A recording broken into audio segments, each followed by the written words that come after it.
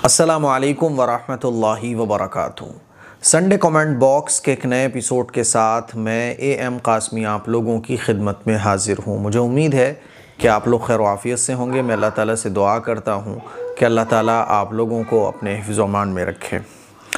अल्हम्दुलिल्लाह इस साल जो हमारा ऑनलाइन इस्लामिक इंस्टीट्यूट है AM कासमी इस्लामिक इंस्टीट्यूट, जिसमें ऑनलाइन ख़वातीन को, मर्द हज़रात को कुरान मजीद की तालीम देने का नज़्म रहता है, तो अल्हम्दुलिल्लाह इस साल तकरीबन 12 या 13 ख़वातीन ने, जिसमें गर्ल्स की तादाद बहुत ज़्यादा है और शादीशुदा ख़वातीन की भी तादाद है, तो अल्हम्दुलिल्लाह तकरीबन 12 या 13 ख़वातीन ने कुरान मजीद का नाज़रा मुकम्मल किया अल्हम्दुलिल्लाह।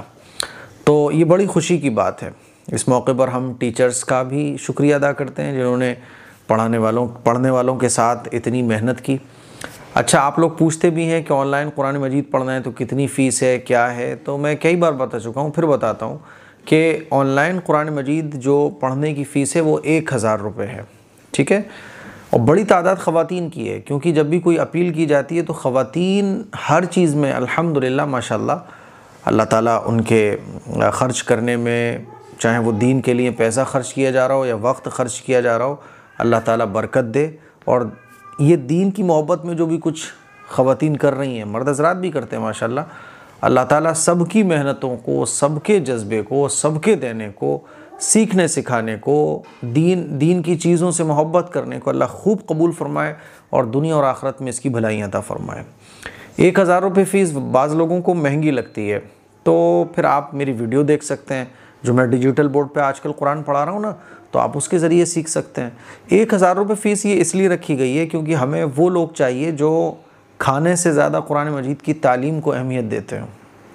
हमें वो लोग चाहिए जो कुर्बानी देने का जज्बा रखते हों, वो इस इरादे के साथ पढ़ने वाले हों कि हम खाना नहीं खाएंगे लेकिन हम कुरान मजीद की तालीम हासिल करेंगे। इतना जज्बा होना चाहिए उनके अंदर कि कुछ भी हो जाए, ख़र्चे कम कर लेंगे हम, लेकिन कुरान मजीद के लिए 1000 रुपये देंगे। इसलिए ये फ़ीस रखी गई है, क्योंकि ऐसे कुर्बानी देने वाले अगर अफराद हमने तैयार कर दिए, मर्द हज़रात में से भी और ख़वातीन में से भी, तो फिर ये इस काबिल अगर हो गए ना कि ये दूसरों को दीन का इल्म सिखा सकें, तो इन्होंने इतनी कुर्बानी, जब इनके अंदर इतना कुर्बानी देने का जज्बा है, तो मैं समझता हूँ कि अपने अपने इलाक़ों में फिर दीन के लिए बड़ी मेहनत कर सकते हैं, अपने घर में, अपने ख़ानदान में, अपनी फ़ैमिली के ऊपर। इसलिए मैंने ये फ़ीस रखी है। समझ रहे हो बात को? जैसे कि बाज़ लोग कहते हैं भाई फ़ीस तो बहुत ज़्यादा है। बहुत ज़्यादा नहीं है, 1000 रुपये ज़्यादा नहीं होते। आजकल अगर हम गौर करें तो 10-15 रुपये, 20 रुपये तो नॉर्मल बच्चे खा जाते हैं। गरीब से गरीब आदमी के बच्चा जो है ना 10 से 20 रुपये खा रहा है रोज़ाना। तो आप सोचो तो बहुत कुछ है। और आप इसकी अहमियत को समझो कुरान मजीद की, कि पढ़ाने वाला आपके साथ कैसे मेहनत कर रहा है, पढ़ने वाला किस जज्बे के साथ पढ़ रहा है। तो कुछ भी नहीं है 1000 रुपये। 300-400 रुपये का तो महीने का रिचार्ज होता है, 500 रुपये तो वाईफाई के नॉर्मल जाते हैं। और मोबाइलों में हम लोग कितना पैसा खर्च कर देते हैं, सूटों में, अपने शौक़ों में। तो इन तमाम चीज़ों से बढ़कर अगर कोई कुरान मजीद को अहमियत दे रहा है तो उसके साथ मेहनत करने में फिर अच्छा भी लगेगा। इसलिए ये 1000 रुपये फ़ीस रखी गई है। चलिए, तो अगर आप लोग भी ऑनलाइन कुरान मजीद पढ़ना सीखना चाहते हैं तो आप 7417810799 पर आप व्हाट्सएप SMS कर सकते हैं। इंशाल्लाह आपको एक पर्सनल टीचर दिए जाएंगे। अच्छा, एक चीज़ और भी है, बाज़ लोग कहते हैं टाइम कितना रहेगा। तो देखो, जब आप मेरे से जुड़ रहे हो ना तो टाइम भूल जाओ। आप ये भूल जाओ कि टाइम कितना रहेगा, बिल्कुल भूल जाओ आप। बल्कि आप ये देखो कि मुफ्ती साहब ने बोला है, तो आप टीचर पर फोकस करो। ये जितने भी टीचर्स आपको पढ़ा रहे हैं, चाहे वो मौलाना हो या आलिमा हो, हाफिज़ा हो, हाफिज़ हो, ये सब मेरी निगरानी में पढ़ा रहे हैं। तो जैसे बाज़ ख़वातीन जो है ना, बड़ा अरे अभी तो 15 मिनट पढ़ा है, अरे 20 मिनट पढ़ा है। टाइम को भूल जाओ आप आंख बंद करके बस पढ़ना शुरू करो, ठीक है। और मेरे ऊपर ट्रस्ट रखो, इंशाल्लाह आप पढ़ोगे, क्योंकि क्वालिटी पर फोकस है। आप पढ़ना सीख जाओ, इस पर फोकस है ना, टाइम पर नहीं है। कभी कभी क्या होगा, टाइम बहुत हो जाएगा, आधे घंटे से ऊपर भी हो जाएगा। कभी कभी क्या होगा, 10 मिनट में छुट्टी हो जाएगी। तो ये भी एक बड़ा मसला रहता है कि लोग समझते हैं कि नहीं, टाइम तो कम दिया जा रहा है, या बात समझता रहे साहब ऐसे होना चाहिए, वैसे होना चाहिए। तो आप अगर ऑनलाइन मेरी क्लास ज्वाइन करें तो इसमें आप ये भूल जाएं कि आपको क्या करना है। आप तो बस वो करो जो हम आपको बताया जा रहा हो, बस आंख बंद करके 4-6 महीने अगर आप इस पर फोकस कर लोगे तो इंशाल्लाह सारे काम आसान हो जाएंगे। तो ये जो क्लैरिफिकेशन मैंने दिया है वो इसीलिए दिया है ना, क्योंकि बाज़ लोग कमेंट्स करना शुरू कर देते हैं, अरे मुफ्ती साहब आप इसमें भी कमा रहे हो। भाई साहब अगर हमें कमाना ही होता ना तो आपको मैंने कई बार बोला है, एक बार वीडियो भी मैंने इस पर अलग से बनाई थी कि 4-6 लाख 8-10 लाख रुपए का हर महीने मेरा नुकसान होता है। यानी अगर मैं कंपनीज़ की स्पॉन्सरशिप लेना शुरू कर दूं तो आप देख लो कि अगर किसी के 3.5-4 मिलियन सब्सक्राइबर्स हों और उसके व्यूज़ ठीक ठाक आ रहे हों तो वो महीने में स्पॉन्सरशिप के ज़रिए कितना कमा सकता है? 8-10 लाख रुपये तो नॉर्मल है, समझ रहे हो। तो अगर मुझे कमाने ही हो ना तो कमाने के बहुत सारे ज़रिए हैं। फिर मैं आपको अपना एड्रेस नहीं दे रहा हूँ, फिर बेवकूफ़ तो लोग बहुत कुछ बना रहे हैं, लेकिन मेरा जो असल मकसद है यूट्यूब पर वो अल्लाह और अल्लाह के रसूल की तालीमात को आम करना, आपको नफ़ा पहुँचाना, आपको ज़्यादा से ज़्यादा फ़ायदा हो, ये मेरी कोशिश रहती है। इसीलिए बदगुमानी से बचिए खुदा के वास्ते, ठीक है। चलिए सवालों का सिलसिला शुरू करते हैं। पहला सवाल अंसारी आसिम ये पूछते हैं, क्या कानूनी तरीक़े से जायदाद का बंटवारा कर सकते हैं या नहीं? देखो भाई, अगर आपको अल्लाह की नहीं माननी है तो दुनिया की कोई ताकत आपको नहीं रोक रही है। आप इंडिया के कानून से बंटवारा करो या आप अमेरिका के कानून के हिसाब से बंटवारा करो, दुनिया के किसी भी मुल्क के कानून के हिसाब से बंटवारा करो, अपने हिसाब से कर लो, कोई आपको रोकने टोकने वाला नहीं है, जिसको अल्लाह की नहीं माननी। समझ रहे हो बात को? क्योंकि जो लोग अल्लाह की खुल्लम खुल्ला नाफरमानी करते हैं उन पर भी कोई कुछ नहीं हो रहा होता है, क्योंकि अल्लाह ताला की तरफ से मोहलत होती है, जो मर्ज़ी दुनिया में कर लो आप, ठीक है। तो अगर आपको कानूनी तरीके से जायदाद का बंटवारा करना है तो कर लो, कौन रोक रहा है आपको? समझ रहे हो। और दिल में अगर खौफ खुदा है तो फिर शरीयत ने जो तरीक़ा बताया है और हमारा जो कानून है, हमारा जो संविधान है, वो भी इसकी इजाज़त देता है कि हर धर्म का मानने वाला अपने धर्म के मुताबिक अमल करते हुए जायदाद का जो धार्मिक चीज़ें हैं उसमें वो अमल कर सकता है। तो आपकी चॉइस है इसमें, है ना। तो भाई आप देख लो। मैं तो जाहिर सी बात है इस्लाम पर अमल करते हुए ही ज़मीन जायदाद का बंटवारा करूँगा। और इस्लाम ने क्या कहा कि सबको बराबर बराबर दो। अगर आपके 5 बच्चे हैं तो इंसाफ ये कि सबको बराबर बराबर। जायदाद तकसीम करना अलग होता है। आप अगर ज़मीन जायदाद तकसीम करना चाहते हो तो सबको बराबर दो, ये तो इंसाफ है। और आपको लग रहा है कि नहीं, इस बच्चे को ज़्यादा मिलना चाहिए था, इसने मेरा बहुत कहना माना है, तो बाप अपनी ज़िंदगी में अपनी ज़मीन जायदाद का, पैसे का मालिक होता है, वो जिसको जितना चाहे उतना दे सकता है, ठीक है। विरासत जो जारी होती है वो मरने के बाद जारी होती है। कोई मर गया, अब विरासत यानी शरीयत ने जो हिस्से किए हैं वो जारी होंगे। बाकी आप कानूनी तरीके से करना चाहो, अल्लाह और अल्लाह के रसूल के बताए हुए तरीक़े के मुताबिक करना चाहो, आपकी चॉइस है, आपको कोई रोकने वाला नहीं है। चलिए ठीक है। अच्छा, न्यूरो स्पाइडेक्स ये अगला सवाल पूछते हैं, मुफ्ती साहब मेरा सवाल है कि कोई नापाकी की हालत में है और पैर में पस वगैरह या चोट लग गई थी कभी, तो डॉक्टर ने प्लास्टर बांध दिया है और पानी से बचने के लिए कहा है 1 मंथ तक, अब वो पाक कैसे हों? तो देखो उसका आसान तरीका यही है कि जहाँ डॉक्टर ने प्लास्टर वगैरह बांधा है तो आप उस हिस्से को छोड़ दीजिए, उस हिस्से को वॉश मत कीजिए, है ना। अब बाकी जो हाथ बचे, चेहरा बचा या आपको गुस्ल करना है तो उस हिस्से को कवर कर लो अच्छे से, पन्नी से, प्लास्टिक से, जैसे भी, कि वहाँ पानी ना पहुँचे। उसको ना धोएं आप जब तक कि डॉक्टर पट्टी को ना हटा दे, जब तक तकलीफ़ आपकी ख़त्म ना हो जाए। बिल्कुल आसान तरीका है। और आप सब दुआ करिए मेरे दोस्त का पैर जल्दी ठीक हो जाए, वो कल से ज़्यादा परेशान है, फिर पैर के दर्द की वजह से। और मुफ्ती साहब कोई दुआ भी बता दीजिए। वो जो है ना, पैर पे सूरह फातिहा, पैर पे हाथ रखे सूरह फातिहा पढ़ें और दम कर लें। जो दवा खा रहे हों उस पर भी सूरह फातिहा पढ़कर दम कर लें, पानी पे भी सूरह फातिहा पढ़कर दम करके पिएँ 11 मरतबा, ठीक है।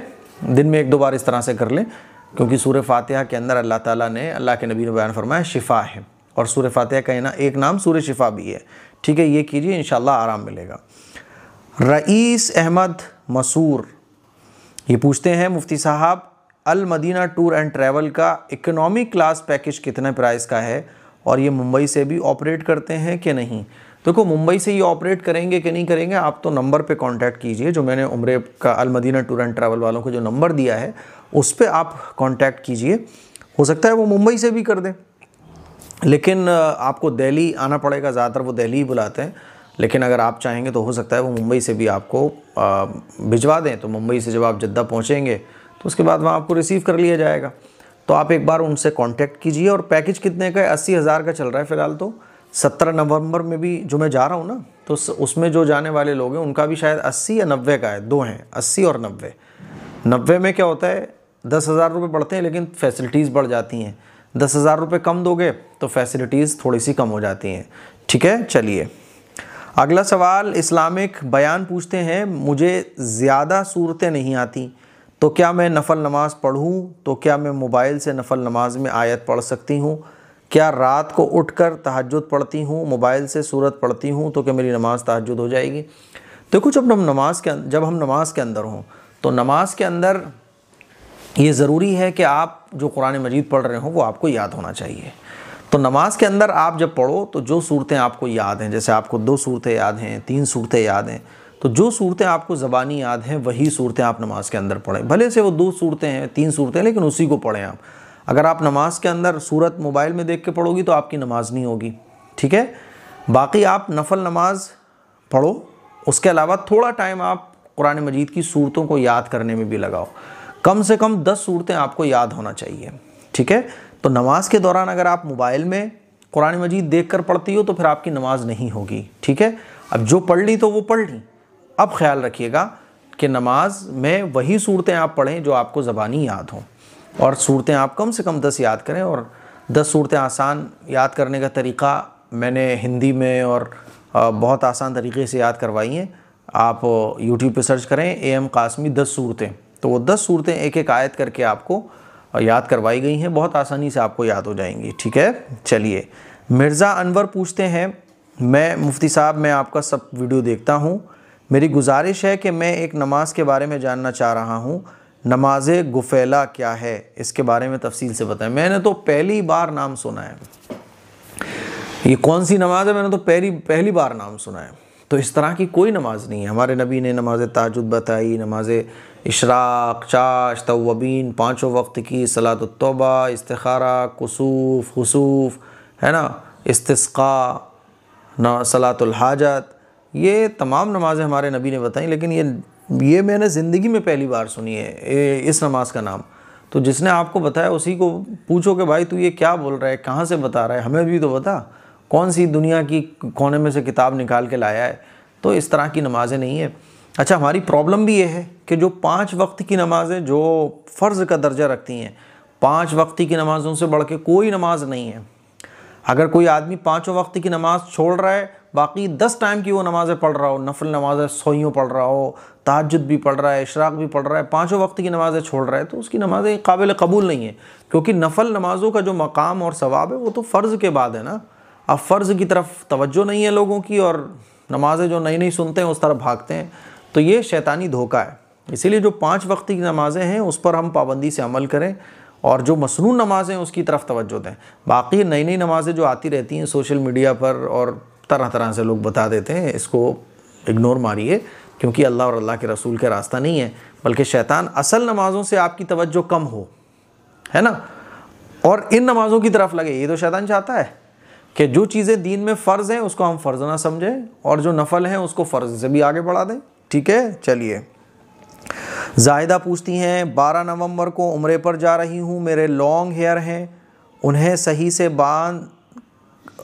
सही के बाद काटने का तरीक़ा बता दीजिए, और प्लीज़ आप हमारे लिए दुआ कीजिए। और हम अगर और उम्रे या तवाफ़ करें तो वो किसके नाम पर कर सकते हैं, मतलब जो दुनिया से जा चुके हैं उनके नाम से भी कर सकते हैं, प्लीज़ आने वाले संडे में बता दीजिएगा। माशाल्लाह आप उम्रे पर जा रही हैं, आप 12 नवंबर को जा रही हैं, मैं 17 नवंबर को जा रहा हूँ, तो अल्लाह ने चाहा मुलाकात हो जाएगी, है ना। चलिए, उम्रे करने सई करने के बाद बाल काटने का जो तरीक़ा है ख़वातीन के लिए वो ये है कि आप अपने बालों को 4 हिस्सों में तकसीम कर दें। बेहतर ये है कि 3 हिस्सों पे तकसीम कर दें आप, और 3 लटे बना लें आप सारे बालों को इकट्ठा करके। जैसे मिसाल के तौर पे आपने सारे बालों को इकट्ठा करके ये 3 लटे बना ली इस तरह से, ठीक है, ये 3 लटे हो गई। वैसे तो 4 बना सकती हैं, लेकिन 4 के बजाय 3 बना लो आप, और आसान सहूलत के लिए। अब उसमें से एक पोरे के बराबर ये बाल आप लो, और इस तरह से आप अपने, देखो इस तरह से इस पोरे में यूँ घुमाओ बाल, और एक पोरे के बराबर, ठीक है। आप ऐसे भी कर सकती हो कि एक पोरा इतना हो गया, ठीक है, इतना ये, तो आप एक पोर उंगली के एक पोर के बराबर काट दीजिए। और आसान तरीक़ा ये है कि आप उंगली में लेके उसको एक बार घुमा लो, यूँ ये घुमाया, एक बार हो गया, अब इसको आप कैंची से काट दीजिए। ये तरीका है ख़वातीन का उम्रा करने के बाद बाल काटने का, ठीक है। और जो आपने पूछा है कि तवाफ़ करें तो किसके नाम पर करें, तवाफ़ करना इबादत है, जैसे नमाज़ पढ़ना इबादत है, ऐसे ही तवाफ़ करना इबादत है। उम्रे भी आप ज़्यादा कर सकती हैं, तवाफ़ भी आप ज़्यादा कर सकती हैं। बाज़ लोग कहते हैं तवाफ़ हमें ज़्यादा करना चाहिए, उम्रे ज़्यादा करना चाहिए, आपकी चॉइस है, दोनों का बराबर मकाम है ना। आपका मन पूरा उम्रा ज़्यादा करने का कर रहा है, ठीक है। आपका मन कर रहा है मैं ज़्यादा तवाफ़ करूँ तो बहुत अच्छी बात है। एक तवाफ़ में 7 चक्कर होते हैं, तो तवाफ़ हम अपने मरहूमीन की तरफ से भी कर सकते हैं, और दिल में नीयत ये होगी कि अल्लाह ये जो मैं तवाफ़ कर रहा हूँ इसका सवाब फुला को पहुँच जाएगा, ठीक है। तो किसी के भी नाम से कर सकते हैं, जो ज़िंदा हैं उनके भी नाम से। मान लीजिए हम तो उम्रे पे चले गए, हमारे वालिदैन घर पर हैं, तो उनके नाम से भी हम तवाफ़ कर सकते हैं। नाम का मतलब क्या है, दिल में इरादा होगा कि ये जो मैं तवाफ़ कर रहा हूँ इसका सवाब अल्लाह उनको पहुँच जाए, ठीक है। चलिए, मुझे उम्मीद है अब आपका डाउट क्लियर हो गया होगा। देखो, उम्रे पर जाने वाले लोगों से मैं ये बोलना चाहता हूँ कि उम्रे पर जाने वाले जितने भी हजरात हैं वो उम्रे का तरीक़ा सीखें। और उम्रे का पूरा तरीक़ा सीखने का बड़ा आसान तरीक़ा ये है कि आप YouTube पे सर्च करें उम्रा कैसे करें AM कासमी। उसमें मैंने डिटेल से समझाया हुआ है कि उम्रा करने का तरीक़ा क्या है। उस वीडियो को आप सेव कर लो, और जब फ़्लाइट में हो ना तो ईयरफोन लगा के उस वीडियो को समझो। बहुत मेहनत से वो मैंने वीडियो बनाया था, और उसमें मैंने वो चीज़ें समझाने की कोशिश की हैं कि अगर उन चीज़ों को आप समझ जाओगे तो आपका उम्रा एकदम नंबर 1 हो जाएगा, ठीक है। तो वो वीडियो देखो आप 1-2 घंटे, बल्कि उसको सेव कर लो।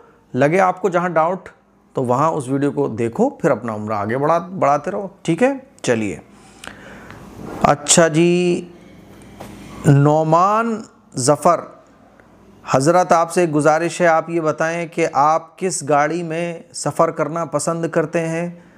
आपके जवाब का मुंतज़िर रहूँगा। क्या करो, मुझे गाड़ी गिफ्ट करोगे क्या? करोगे गाड़ी गिफ्ट मुझे?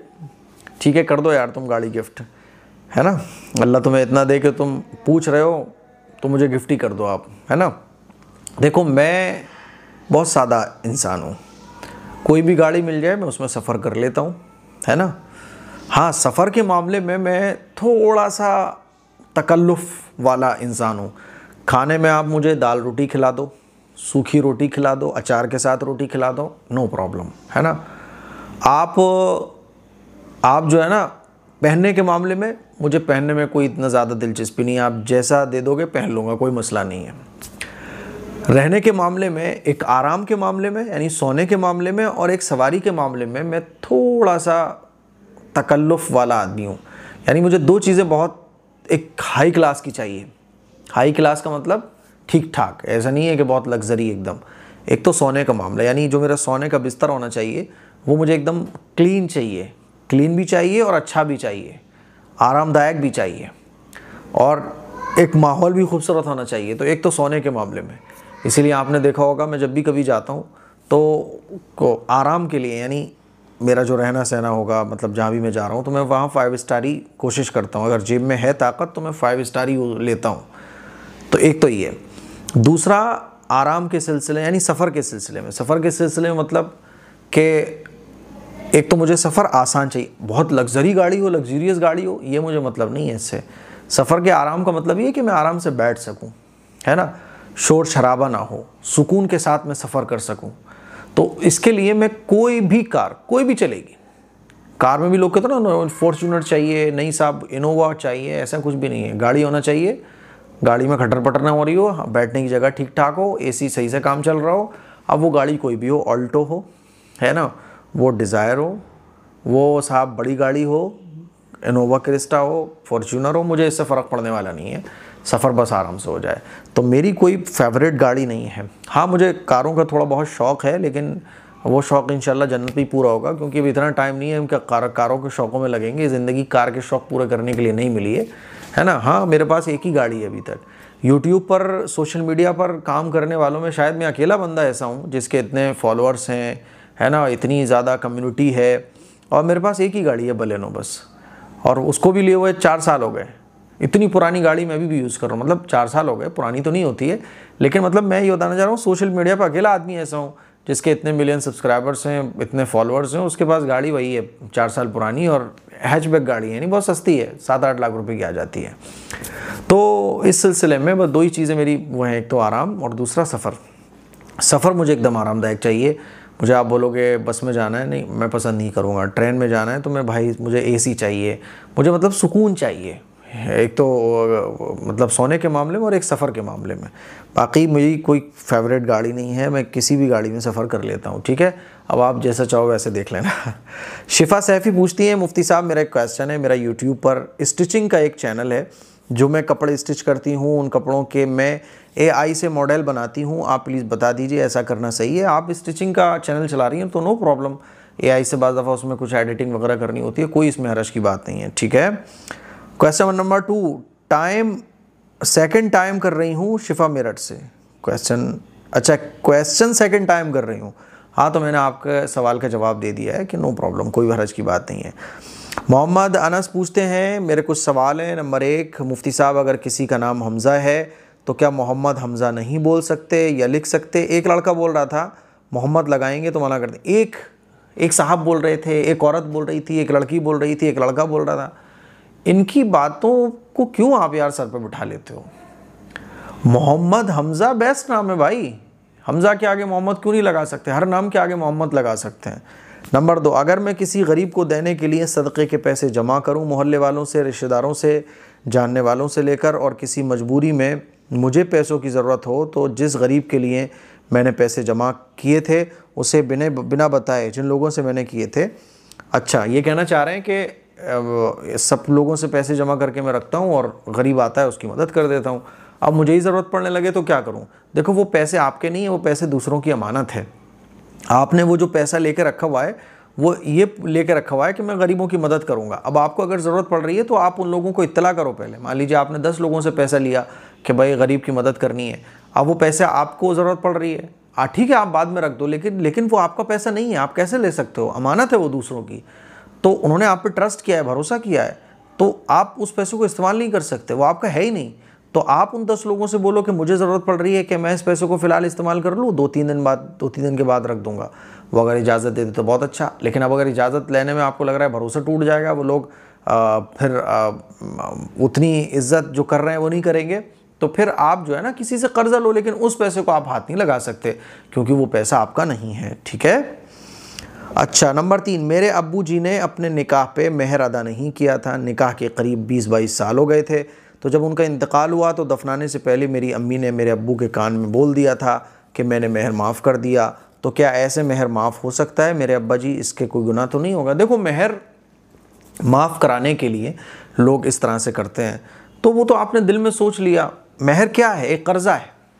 मेहर का मतलब क्या है कि मेहर का मतलब ये है कि जब मियाँ बीवी बनते हैं तो औरत चूँकि अपना सब कुछ छोड़ के आ रही होती है, पूरी फैमिली छोड़ के आ रही होती है, और औरत के ऊपर शरीयत ने कोई ज़िम्मेदारी नहीं रखी है खर्चे के एतबार से, सब मर्द के ऊपर रखा है, ताकि मर्द को लगे कि भाई मुझे ये बीवी ऐसे ही नहीं मिल गई फ्री फोकट में। जैसे कि अब रिवाज उल्टा हो गया है कि औरत इतना खर्च करके आती है कि आदमी को लगता है फ्री फोकट में मुझे इतना माल मिल गया है। औरत का और औरत के घर वालों का खर्च होता है लाखों रुपए, 8-10 लाख। तो औरत के जो माँ बाप हैं उन्होंने पैसा जोड़ के 8-10 लाख रुपए खर्च किया होता है, तो इसीलिए आदमी को उस पैसों की जहेज़ की कदर नहीं होती है, और वो औरत को छोड़ने की बार बार धमकियाँ देता है, लेकिन औरत डर रही होती है।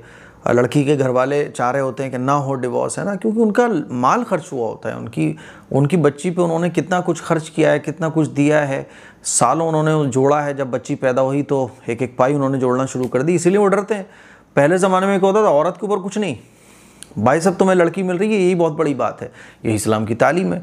तो आदमी के ऊपर सब कुछ था, खर्च करो, वलीमा करो, मेहर दो, है ना, लड़की के रहने सहने का इंतज़ाम करो, खर्च पानी का इंतज़ाम करो। तो उसमें क्या होता था, भाई इतनी कुर्बानी के बाद मेरा निकाह हो रहा है, तो मुझे तो डर लगेगा ना कि अगर आज डिवोर्स हो गई तो कल फिर मुझे एक निकाह करने के लिए वलीमा करना है कि मेहर देना है। तो मेहर इसीलिए रखा गया है कि लड़की की जेब से कुछ निकले और उसको लगे कि लड़की जो तुम्हें मिल रही है, बीवी मिलना कोई इतना आसान काम नहीं है, तुम्हें मिल रही है तो खर्च करो, निकालो जेब से पैसा, ताकि तुम्हें अहमियत का अंदाज़ा हो। तो इस शरीयत ने मेहर रखा कि मेहर मिले, ताकि कभी अगर कुछ हो तो आदमी 10 बार सोचे कि यार मुझे मेहर देना पड़ेगा।